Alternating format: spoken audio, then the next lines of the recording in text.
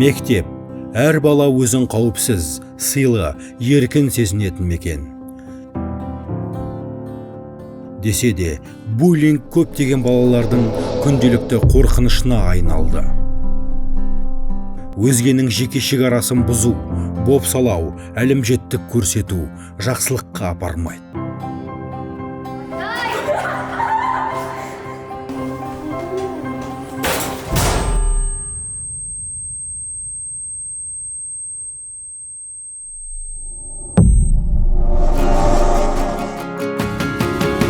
Кива, Финляндияда әзірленген, ғылыми дәлелденген буллингке қарсы бағдарлама. Енді Қазақстанда. Кива бізге мейірімді болуды, бір-бірін қолдауды, қиын жағдайда дұрыс әрекет етуді үйретеді.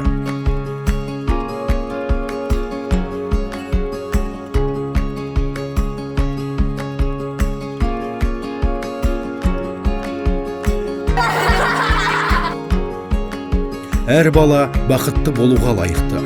Буллингке жоқ деп айт. Өркениетті болашаққа нық қадам.